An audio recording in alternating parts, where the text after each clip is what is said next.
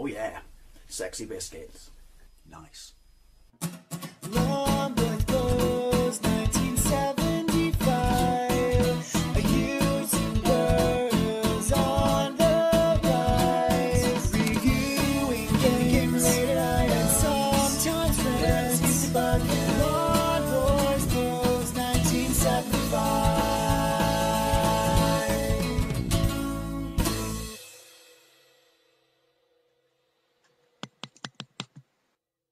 Hey YouTube, Gameboy's Post 1975 and welcome to another system overview video. What I want to look at in this video is the LDK Game, only it's the second revision of this handheld device. I was very kindly sent this because last year, maybe the year before, I bought one of these off Amazon. It was its first sort of iteration. And it's by no means a perfect emulation device. It's certainly a lot better than a lot of the things out there. It's a multi-platform emulator and it's Linux based. I think it has a dual core and has DDR2 RAM 16. This goes for both versions. This is the previous one. This is the one I want to talk about in this video. But there are, you know, they are very, very similar machines apart from the form factor. But basically, yeah. So it's your Chinese knockoff system. This one I didn't like. It's got potential. It's got a bunch of systems on there. We'll talk more about the systems when I do know the one I actually want to talk about. But I didn't get on with this. I just did not get on with it because it requires shoulder buttons in a system that's kind of somewhat shaped like a Game Boy. So someone said to me, have you tried the second revision? It's a lot better. It's a lot more comfortable in your hands and it actually comes with an analog stick because this one only comes with a D-pad, which is ironically a lot better than the D-pad on the new one. It's like, why can't they get these things perfect, you know, across the board when they step up a level? Where's the box? I'm OCD like that. There's the box. Both of these are supposed to connect to the TV through AV, and both of them don't, which isn't necessarily that much of a problem. For me, it might be for you if you want to buy one of these, which would I recommend? Yeah, we'll get to that. But they only connect through AV, and the thing is, I buy these units to basically play as handheld units because I love them, even though I was sent this one. Now, it does retail on places like Amazon. Your mileage may vary depending upon where you get it from, such as places like AliExpress and stuff like that, for around about £60 to £80, which is a lot of money because there's a lot of stuff out there in a very similar price bracket that can do a lot more. Now, you can upgrade the firmware on this. I have not done that. I'm going to be showing this out of the box because that's how I always like to do these things. Should I ever upgrade the firmware, because I do on my systems, then I may or may not do another video. But yeah, for that sort of money, there's a lot of stuff out there. I mean, I'm absolutely loving this, the Ambernic RG350. This is absolutely, it's not even the latest model. This is, it's covered in dust. I apologize. This is an absolutely fantastic device, dual analog, and is pretty much my go-to device of sorts at the moment. If it wasn't, that's pretty much in the same price bracket, 60 to 80 quid, which is why I wanted to compare it. But my main go-to device at the moment is my Kinhank, because this thing, I mean, if you've watched my channel, this is a Pi. This is a Pi. If you watch my channel, you know I've been doing a bunch of stuff with this machine. I absolutely love it. This is in the 130 quid bracket range on AliExpress. It isn't really fair to compare to any of these because this is a Raspberry Pi. And this has got nothing to do with it. I'm just charging my Oculus Quest 2, and there's no way I'm putting it on the floor because it's so bloody expensive. But anyway, so yeah, I was very kindly sent this, and they said, Dave, give this a go. It does have an analog stick. It gives you shoulder buttons. Well, the old one have shoulder buttons, but it's in such a position that they are more comfortable and easier to use because, and you can add ROMs to these. These do accept SD cards up to something, I don't know. It's quite high. Doesn't really matter because, you know, the games and stuff we'll be putting on this, I want to read the side to you first, are, you know, tiny. I mean, PlayStation games, not so tiny, but that's not the point. So anyway, what does it say? It comes with a number of colours.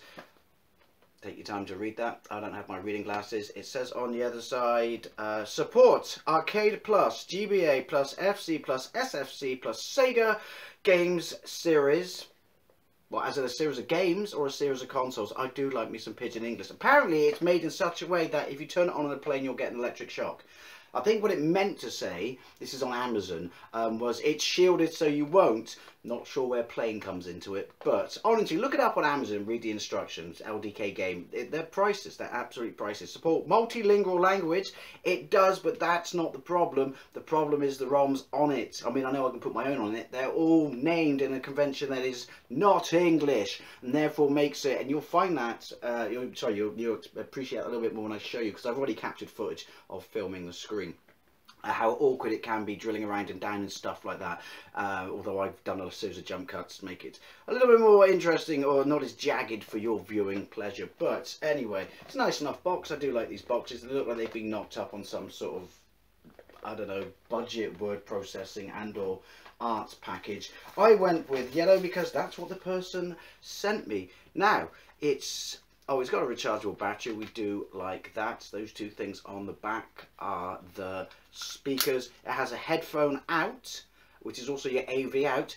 Doesn't work. Doesn't work. Neither did this one. I find quite a lot of these plug-into your TV systems are, you know, either they do or they don't. Can't really compare it to that because that's HDMI out and works like an absolute boss. That is also HDMI out, but I had to do, look at me putting fingerprints on this like a bar steward. Had to do an upgrade, you know, a firmware upgrade, but it was all above board and on their website. So I didn't, you know, don't really buy these for, you know, AV out, because I love my portable gaming devices. Anyone knows me knows I love them, and I also love my Chinese knockoff tats. But I've moved on from wanting to plug these things into a TV unless they do anything but HD. Has a micro USB charger, an SD card slot on the bottom. As I said, it's got 16 gig internal, and there are a bunch of games loaded on there. And you've got a volume rocker there, and I have no idea what they did. Is it an alternative volume rocker? They didn't seem to do anything for me when I was playing around with it, but that might just be me. I've had this for a day or so, and I do actually quite like it. Its build quality is this. It fools you into thinking it might be a little bit higher grade quality plastic and stuff like that than it is, simply because it's solid, but the weight of the battery and the gubbins inside make you feel, yeah, it seems to be somewhat, you know, it doesn't feel that cheap to the touch until this D-pad is worse than that one. It's smaller. It's fiddly, it's sharp, it's uncomfortable, it's got a greasy feel to it. However, what really is shocking on this is this here. Look at this. This analog stick, or nub, I would say. It's so small, it's so cheap, and it has so little travel that, and while it does work, apart from in Space Harrier in Maine, which you won't even get to see, I just didn't see the point. It doesn't work in it, nor does a D-pad. Yeah, it's horrible. It's absolutely horrible. Start and select, and you got your shoulder buttons, and they are in such a position that you can comfortably reach them. I realise I've just put a massive amount of fingerprints on the screen. You have your power up on the side. Most of the games in this you can pause, select and start at the same time, and it will take you back to the main menu. Most emulators. A lot of them, however, won't, and you have to power off and power back on. That is the only way I could reset the machine, and I do not like doing that and do not recommend doing that. I could find no other way on this. I could find no other way on this because I worry that things like that corrupt SD cards and things like that. Because when I say it's got an internal SD card, I won't pull it out because it's on. But if I pulled that out, you can literally see an SD card slotted into a slot underneath the battery, which means if you did want to flash the firmware and stuff like that, it makes it very easy to access that SD card, because that's normally the way you do it with these systems instead of plugging it in and doing it that way. But if you get to the menu, it's very standard. It's pretty much similar to this menu, which is your shoulder buttons navigate you through the top menu there. And the first one is, I mean, I'll show you this more when I show the actual machine. But yeah, your first one is all your emulators. Then you've got PC games and stuff like that. Then you've got settings, MP3, things like that. It's a very easy, you know, competent little menu. Up and down, you know, moves you around on the screen that you are on. And as I said, move these and stuff like that. Nice competent little menu, works fine, works great. Want to say something? I honestly don't know if you're going to see that. Let's get into a game. The screen on this is absolutely phenomenal. Is it 2.7? I want to say it is a TFT screen. I don't know. It's definitely 2.7 inches. It's a little small. For the purpose of me capturing it and just having to film on a tripod, this tripod, to give you some indication of how high up the camera is from this on the floor, it was so difficult. I've captured many devices filming it that way, and they've all come out absolutely fantastic. So take the footage I filmed with a grain of salt, because what I can tell you is, in person, this is absolutely fantastic. The sound quality as well is also really good. It jumps around between emulators, but you would expect that. Let's get to a PlayStation game. Was that going to take too long to boot up? Now we'll go with, let's go to PC Engine game. There are two MAMEs on here, well, the two arcade emulators on here. There's a Game Boy Advance, SP, not sure why it's got both. Game Boy, WonderSwan, NeoGeo Pocket, Mega Drive, NES, SNES, Master System, Game Gear. You know, it's pretty competent, and you can add more emulators to it. I mean, obviously you have to flash the firmware. This is running out of the box, but basically, let's just get any game on here so you can see it. Let's get Quake on here. I was quite pleasantly surprised with Quake running on this. That would be in the PC settings. There we go, Quake. I don't know if it's going to run with the demo. Oh well, too late now. Quake, in we go. But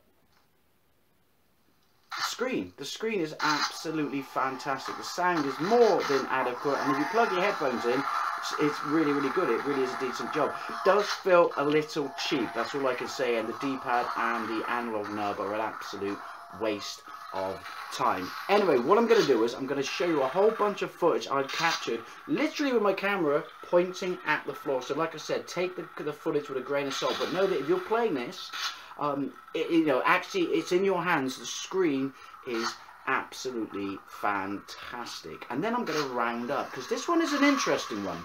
I don't necessarily hate it. I don't necessarily think it's amazing. It's somewhere in between, like I said, considering the price bracket that it's in. Anyway, let's have a look at a bunch of footage I've captured.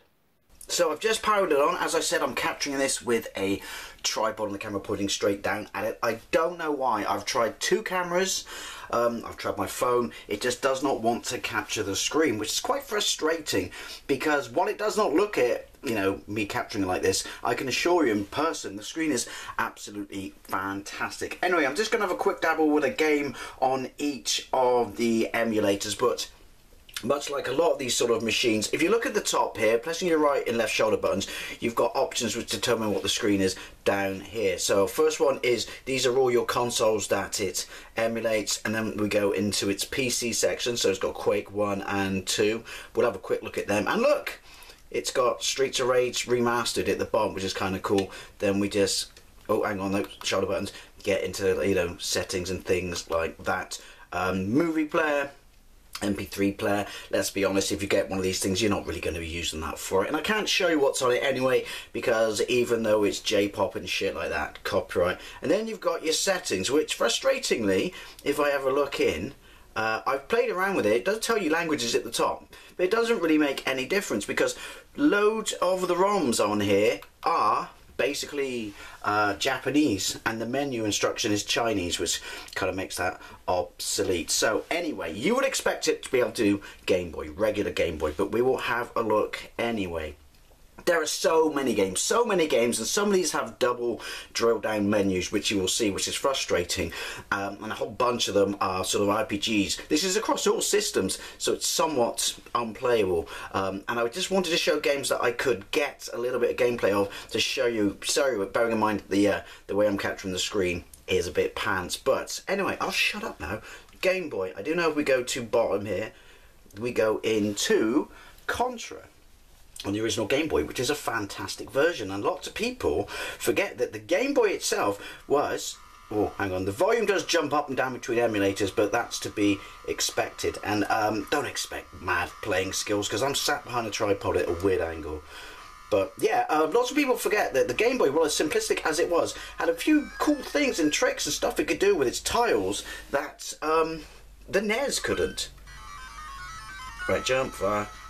If this thing rocks, I apologise, I've got it stuck to the floor, but this is a really good version. But now, as I said, you would expect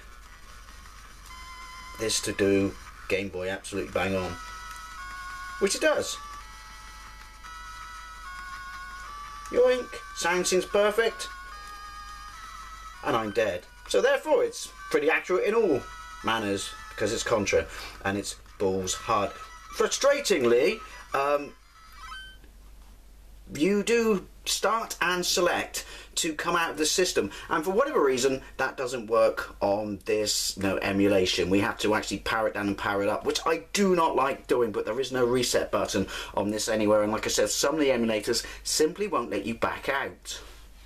Now, I'm sure there are games on here it can't run properly, and I've found a few in sort of the MAME folders and things like that, but for the most part, all the ones I've tried, and I've tried a load, just I've tried to memorise where some are for, me showing you now, but yeah, I've tried a load, and all the consoles themselves, at least, they seem to run pretty much perfectly, sound and, functionality and things like that. But there's the odd case where it just simply won't work, period, which is not really the same thing, but you know what I mean. Game Boy Advance, down to the bottom, down to the bottom. Why? Because I know this game works. Game Boy Advance is on it twice. It's Game Boy Advance and it's Game Boy Advance SP.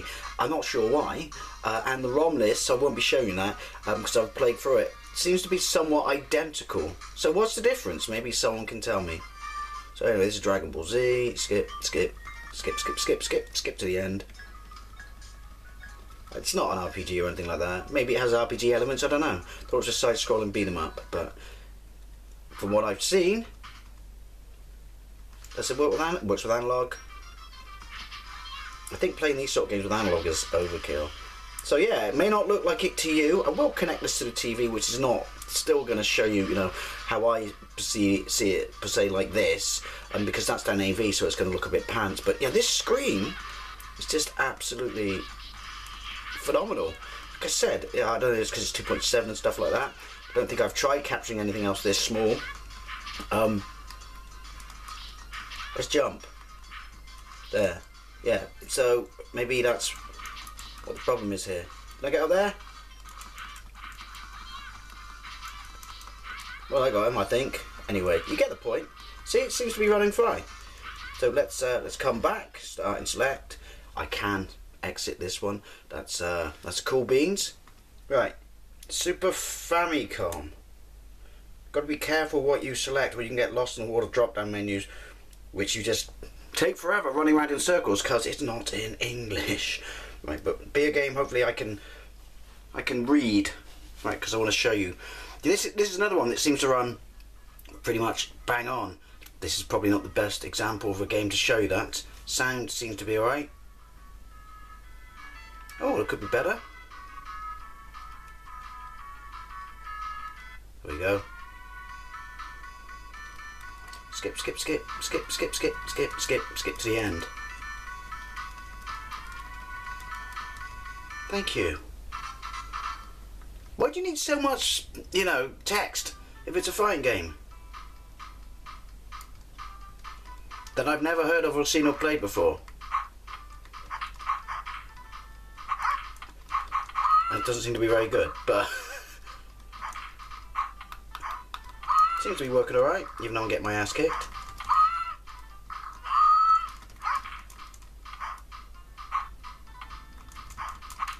I had hoped to pick a game that I had played and you'd all recognise. Well, maybe you have recognised this. But right, let's see if we can try another one. Back.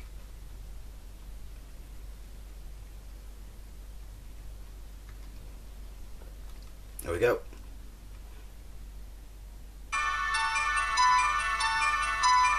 Gonna be an RPG, isn't it? Oh, maybe not.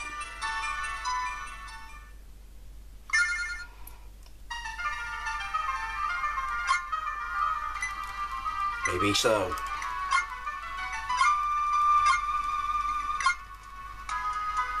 Well, okay, let's try something else. Moving along. Boop, and I mean another emulator. Back. So let's have a look at Game Gear. Ooh, Game Gear. I'd imagine it can do this.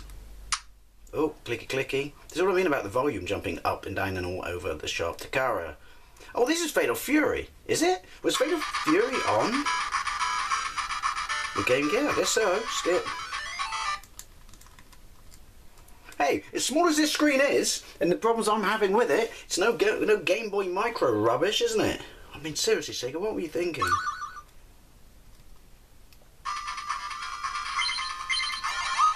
Yoink, yoink. Limited roster, I guess.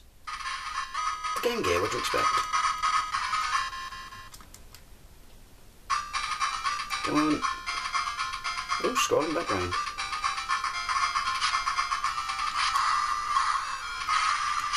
Why am I even trying magic?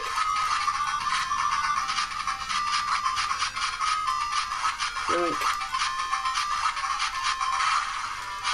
There you go, you get the impression. Seems to be running absolutely fine. I mean, I would Coco on something like the Game Gear.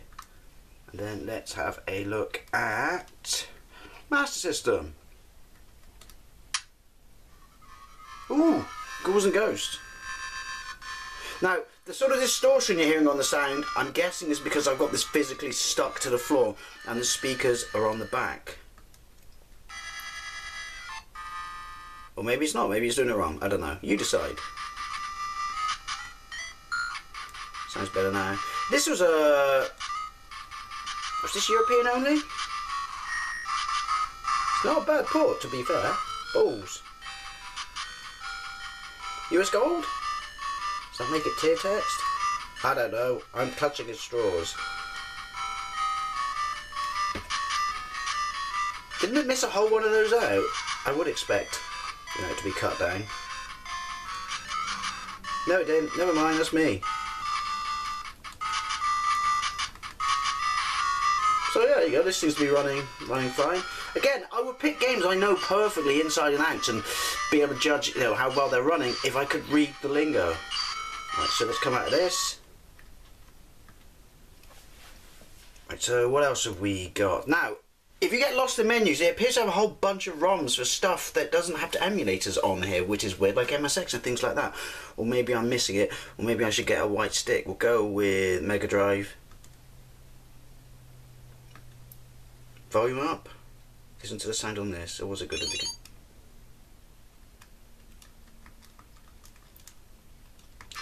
Okay, I've selected a game I don't even know what it is. The music sounds alright to me. So it's an RPG then?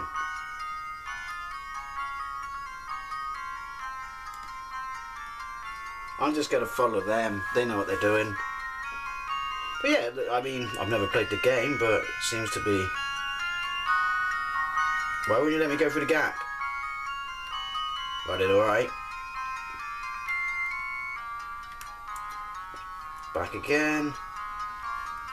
Oh yeah, the Mega Drive won't let you exit. You have to turn off and on again, which I don't like doing. PC Engine, always a good one. Job's a good one. Oh, Dragon Spirit. Love some of that. Come on. Show some analog. Ghouls Hard Game. Seems to be running perfectly. I mean, these low-end systems you would expect. Let's be honest. Actually, the analog stick's quite nice. I may have said it feels a bit cheap, but it, you know, it seems to be doing its money's worth, doesn't it? Right, can I come back? Of course it can. Good old PC Engine. Back. PlayStation. Interesting. I'm going to stick a load of jump cuts into this because loading times and stuff like that. Skip, skip, skip, skip to the end. Oh, Capcom. Come on. So this is Dino Crysis 2, which I have on the RG350. It runs absolutely fine. The only thing is it can't handle the cutscenes. Skip. Skip, skip, skip, skip.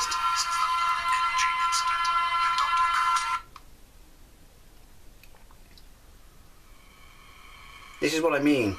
They're glitchy and stuff, but the actual game itself seems to run fine.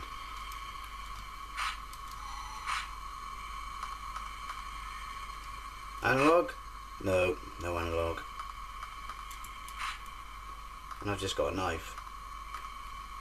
And I've got no idea what the controls are. But it does seem to run fine. Unlike me, I don't have a clue where I'm going.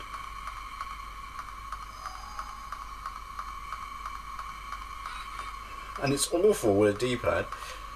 Well, it's not, it's tank controls, I forgot about that.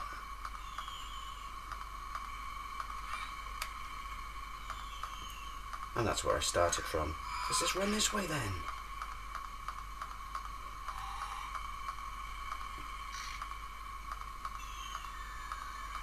Well, I haven't got a fucking clue where I'm going, but the point is, and I can't see the screen, as you can see, it seems to run it fine. It really does. So, right, moving along. Oh, I have to reset on this one. This is one that won't let you skip, annoyingly.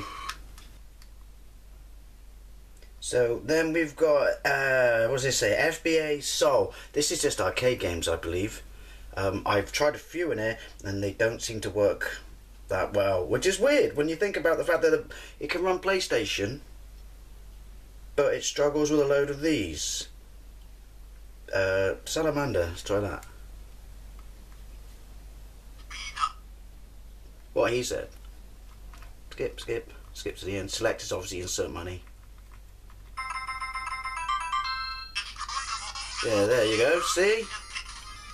No idea. No idea. Like, you would have thought it would be able to knock stuff like this out the park. Might be the emulator that it's using, because the other one's a little bit, well, runs a lot better, but still struggles with a certain amount of games. And I have to reset to come out, annoyingly. Right, so then we go, I'm not dying DOS, I don't even know what that's supposed to do in here, but this is an interesting one. Whole bunch of games in here. Now the thing is, pretty much most of them run really well, apart from sprite scalers. Let's see, let's have a look and see what Afterburner 2 runs like.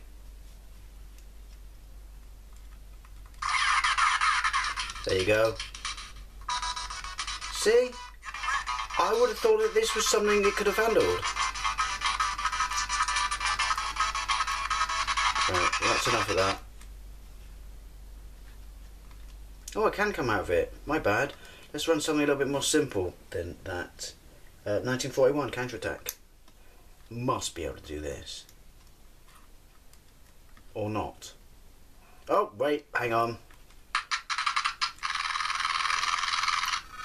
Farty noises. It does that because of obviously the display of the arcade. But point being, even though it's on its side, interesting when you connect it to your TV, you don't have to turn your TV on its side.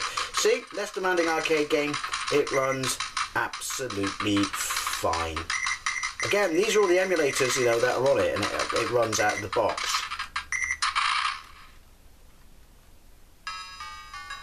Well, it won't let me skip that one. It seems very hit or miss with the way it does this. So then we've got NeoGeo Pocket, Wonder Swan, and Game Boy Advance SP, which I have no idea why it does that. Wonder Swan, it runs that absolutely fine. It runs NeoGeo Pocket absolutely fine. But before this gets stupidly long, I wanted to show you some other cool stuff on here, which is we go to the top buttons, move left. Let's have a look at Quake 1.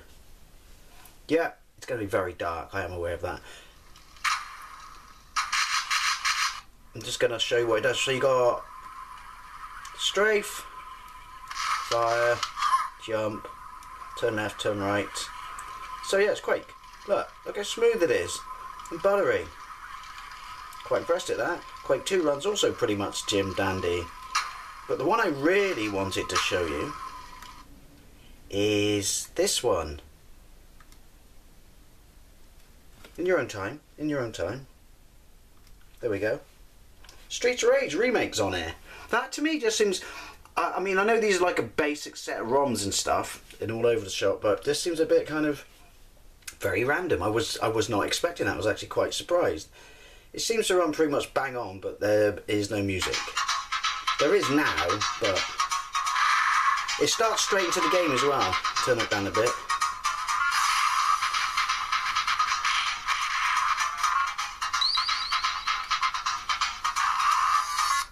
There you go. Still got sound effects. Music's gone. Like I said, it starts in the game, but if I quit and come back, the actual fighting and stuff like that seems fine. If I quit and come back, then we've got a title screen and everything, so I'm not sure why it does that. Oh, a bit slow down there, was there? But it's on here, so... Right.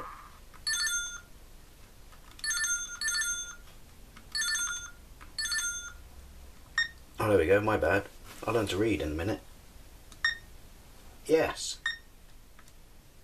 There you go, and then you're on the title screen. So, you know, let's do a little bit of fun all over the shop with this. So I'll round up and cover it, but some run, you know, absolutely bang on. Some don't. Some are just weird in certain areas.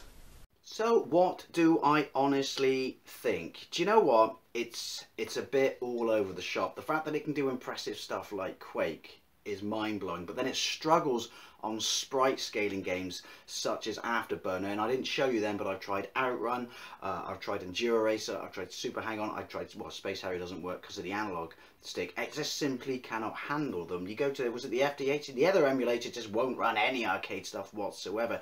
You stick to low, sort of undemanding, I should say, arcade games, you know. I mean, stuff like, you know, CPS 1 and 2, stuff like that, those sort of equivalent games, it runs absolutely fine.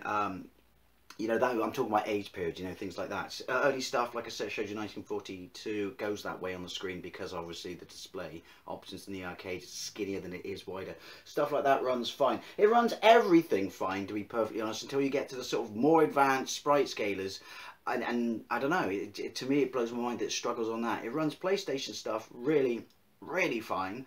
Again, which is mind-blowing, apart from some of the cutscenes, because of those 4 games, I have played them. One of them's Castlevania. They play fine, they play absolutely fine. Ignore me kind of being just wandering around. You couldn't see when I was capturing that, from the angle I was looking at, it was dark. So in Dino Crysis, when I was wandering around like a dumb numpty fuck, that was because I was capturing, but it ran that absolutely fine. These, you know, these are the games on it, and this is the firmware on it. You can upgrade it. I don't know, I have not looked into that yet, but I will look into it. But for PlayStation stuff, it seems absolutely fine. Your Mega Drive, your SNES, your Master System, your Game Boy, your Game Gear, stuff like that. That's what I mean. For stuff like that, it's absolutely fantastic, and you know, it's more than capable.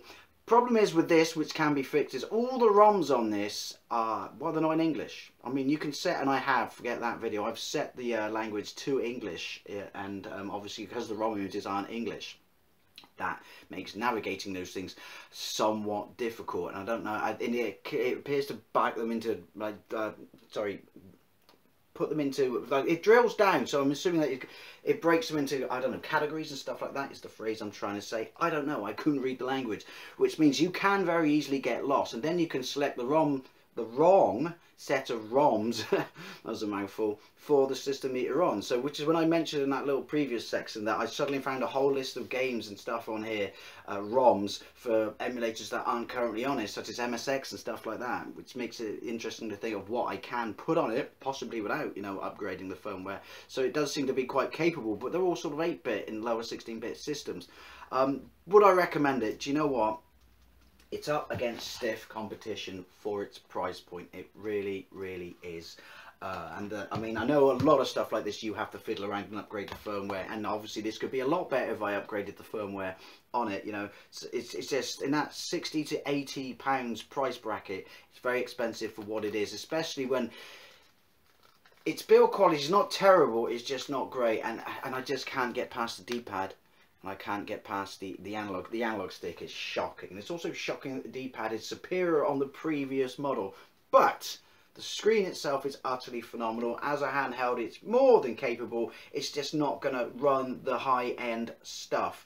Again, you know, take that with a pinch of salt because I haven't run an upgrade on it or anything like that. But it's one of those things, right? If it was around like 30 to 50 quid, I really would recommend it. You know, even without upgrading the firmware, I really would recommend it. When you start getting up to £90, and there's stuff out there that can do a lot better, and has 2 friggin' analog sticks that are proper, nice, good quality, then you got to wonder about its price point. I'm not complaining. I was sent this for free. Yeah, it's an interesting one.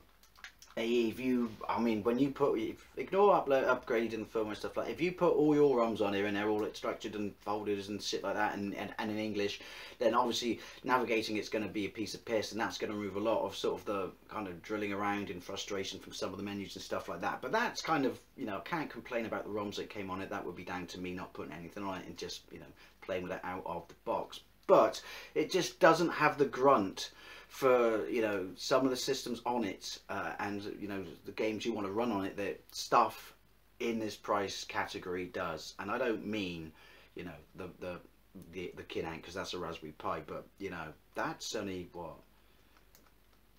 40 quid more. Alright, that might sound like a lot, but 40 quid and you can play properly everything, up to you. Anyway, yeah, so the LDK Game revision 2, it's an interesting one. If it was a lot cheaper, I would really recommend it. You know, it's not the worst build quality, it's certainly not the best. It can run a bunch of stuff really well. It just can't run the stuff you want it to run, which, like, stuff like Afterburner sprite scares, you really wouldn't think they were that demanding. But yeah, it can't really run them, which you would expect from a device that is, you know, in the 60 to 80 quid category. Anyway, this video kind of got away from me. As always, I'd love to know what you think, especially if you have one of these and you fiddle around, you know, dicked about and played around with the firmware and stuff like that, because then, you know, I really would like to know what it's like. Is it a lot more capable? Is it just being held back by, you know, the basicness of it straight out of the box? But yeah, do you know what? You get one cheap, get it, but it's certainly not really worth the price it is. You know, it's kind of marketed at the moment. Anyway, sorry, go away from me. Anyway, as always, I'd love to know what you think. And thank you very much for watching. And I'll see you later.